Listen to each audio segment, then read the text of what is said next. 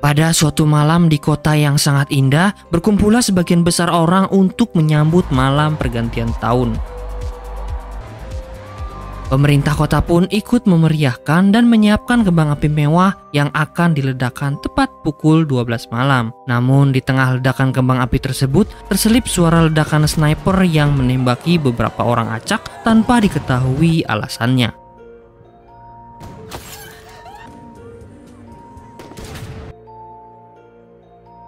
Di sebuah restoran tak jauh dari tempat itu, datanglah seorang polisi cantik bernama Eleanor, bertugas untuk menanggapi laporan yang masuk padanya untuk mengusir seorang perempuan tua yang sudah 3 jam duduk di kafe tersebut dan hanya berdiam diri. Tak lama kemudian datanglah laporan masuk pada Eleanor dengan kode G25, yang berarti ada keadaan darurat terjadi di dekatnya. Tanpa pikir panjang, Eleanor pun pergi dari kafe itu dan selama perjalanan, ia mendapat laporan bahwa sudah ada 25 korban tembakan yang 17 diantaranya sudah tewas di tempat.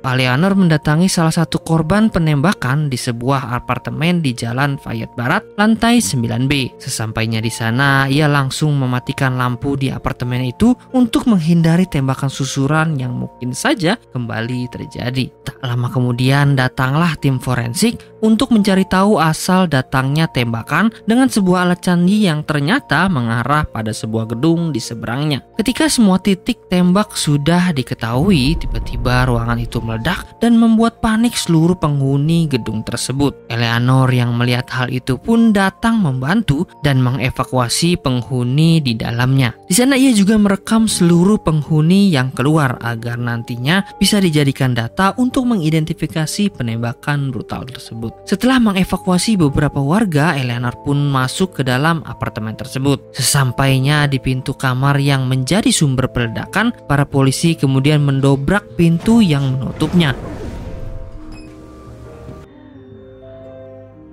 Sayangnya ketika sudah terbuka dan semua ruang sudah ditelusuri, tidak ada orang sama sekali ataupun barang bukti yang dapat digunakan untuk proses investigasi. Karena tingginya tingkat karbon dioksida di sana, Eleanor pun pingsan dengan seketika. Sebangunnya Eleanor dari pingsannya, ia kemudian bertemu dengan seorang pria bernama Lemark. Lemark adalah seorang detektif yang ditugaskan untuk memecahkan teka-teki pembunuhan keji tersebut. Dan di sana Lemark juga telah menyadari kehadiran Eleanor, walaupun masih belum saling mengenal satu sama lain.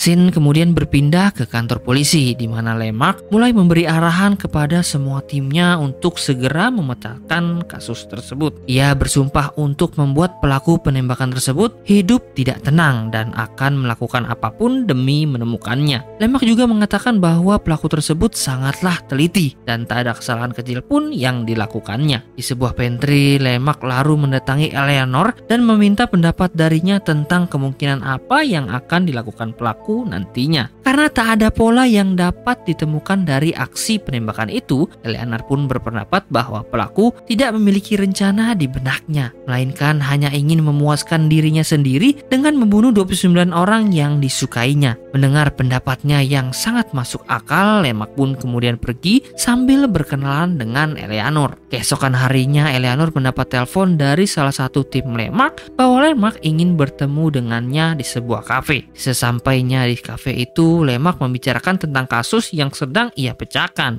dan Lemark ingin merekrut Eleanor dan Meg masuk ke dalam timnya.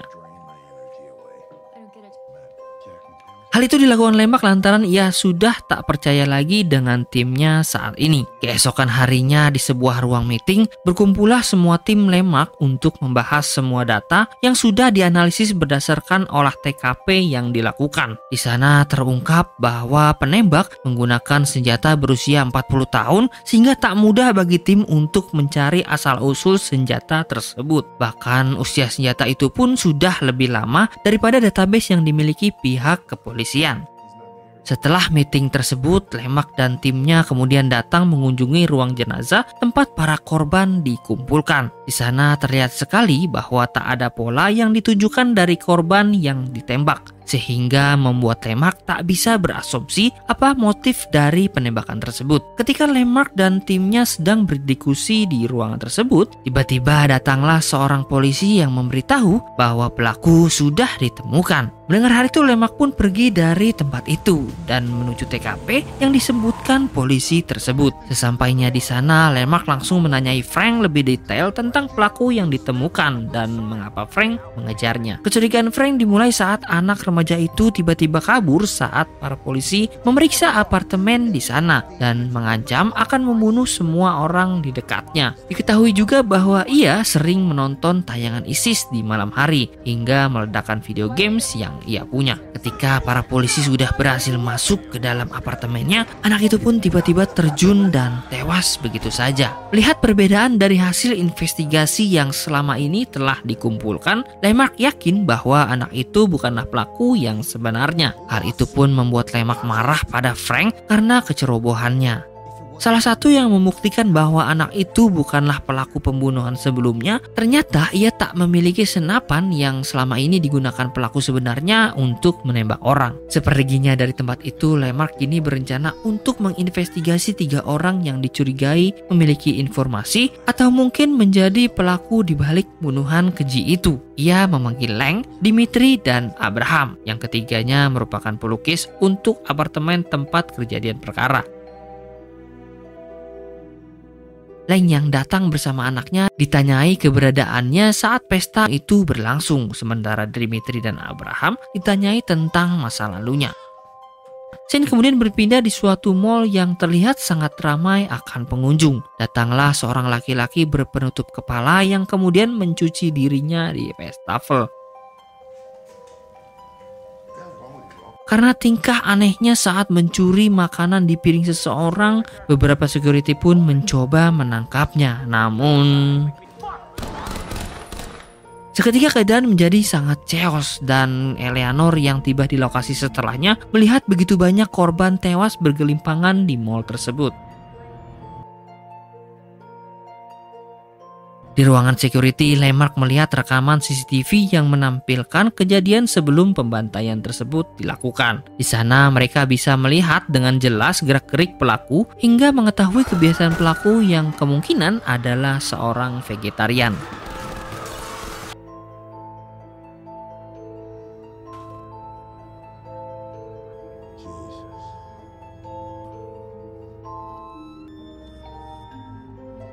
Dalam rekaman itu juga terlihat bahwa pelaku sempat membuang pakaiannya ke dalam sebuah tempat sampah sesaat sebelum melakukan aksinya. Hal itu membuat Mac bergegas untuk mencari baju tersebut. Demi menemukan barang bukti dan identitas pelaku penembakan, Eleanor dan Mac pun akhirnya mendatangi tempat penimbunan sampah. Satu persatu sampah ditelusurinya hingga menemukan sebuah baju yang kemungkinan adalah milik pelaku penembakan. Saat kembali ke kantornya, semua orang pun dikejutkan dengan sebuah berita yang sengaja memperlihatkan kejadian keji di mall. Sontak hal tersebut membuat para warga malah menjadi semakin panik dan parno tentang kejadian yang telah terjadi. Dalam berita tersebut juga dibuka kesempatan bagi para anggota keluarga yang ingin melaporkan anggota keluarganya apabila dirasa aneh dan membahayakan. Dari kejadian itulah Lemark dan timnya kini harus beraksi kembali untuk menemukan seseorang yang menelpon layanan tersebut dan mengancam akan membunuh banyak orang. Mac dan yang lainnya pun langsung menyiapkan skenario untuk menangkap para pelaku yang awalnya dicegoy Lemark sebagai dalang dari kasus pembunuhan keji di malam tahun baru. Eleanor bertugas untuk mengevakuasi para pengunjung yang datang ke supermarket tersebut, sedangkan yang lainnya berjaga untuk melakukan penyergapan. Sayangnya, saat Eleanor berusaha mengevakuasi pengunjung tua yang tak bisa baca dan mendengar, para komplotan pun menyadarinya hingga aksi tembak-penembak pun tak terhindarkan.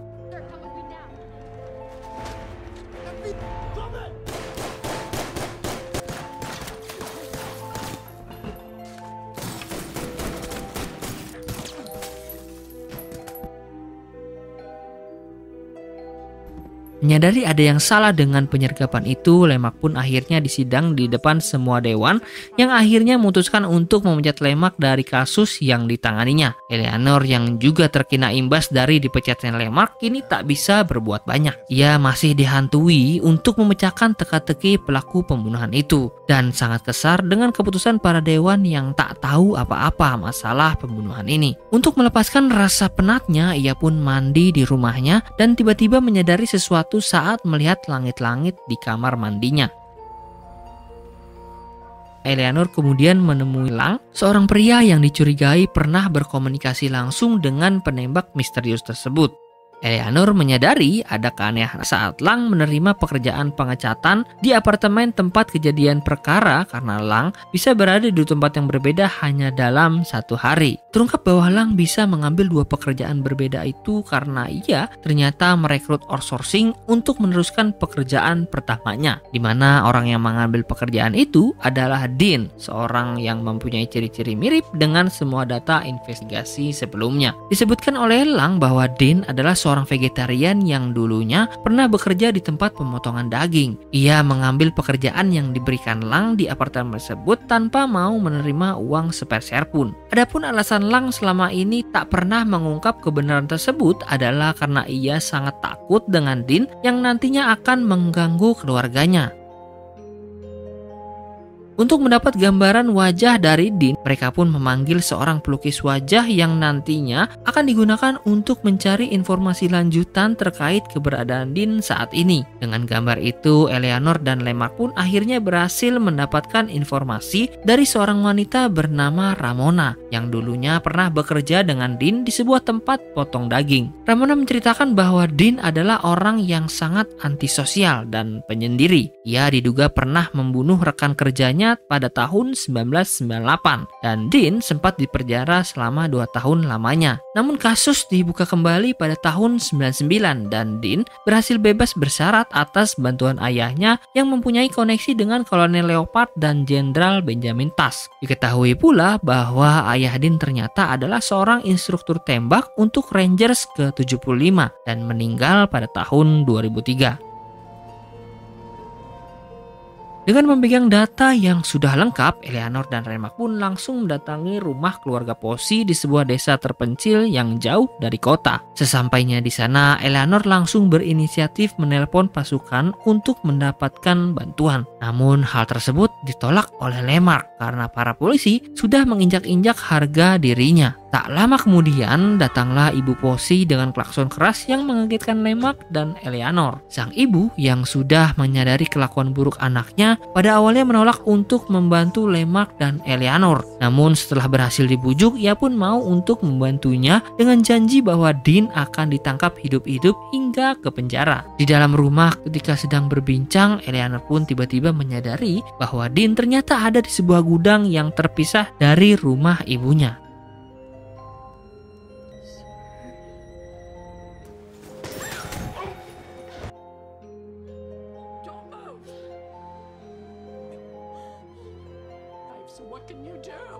Lemak terkena tembakan di dadanya dan langsung tewas di tempat tanpa bisa ditolong sama sekali. Sementara Eleanor diminta sang ibu untuk diam agar ia tak ditembak juga oleh Dean yang sudah membidiknya. Dalam suasana tegang itu, Eleanor berhasil membujuk sang ibu untuk membujuk Dean agar menyerah atau pergi bersama ibunya ke alam lain.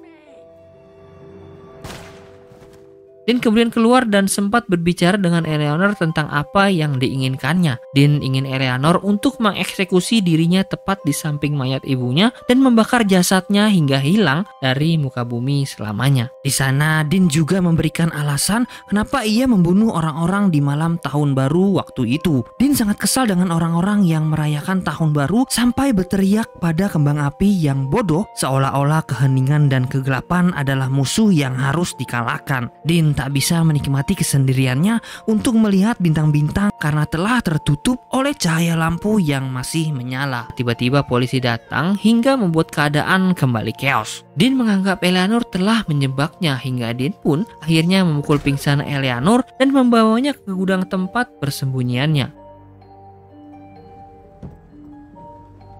Saat sedang menyusuri rumah keluarga Dean, sang polisi pun ditembak mati dan rekannya yang panik langsung meminta bantuan pada polisi lainnya. Tak lama setelah laporan diterima, datanglah pasukan polisi yang mengepung gudang tersebut. Namun Dean mengebom gudang itu dan menewaskan banyak polisi yang mengepungnya. Sementara Eleanor berhasil melukai Dean dengan menggigit lehernya hingga sobek. Namun entah kenapa Dean tidak membunuh Eleanor dan meninggalkannya begitu saja.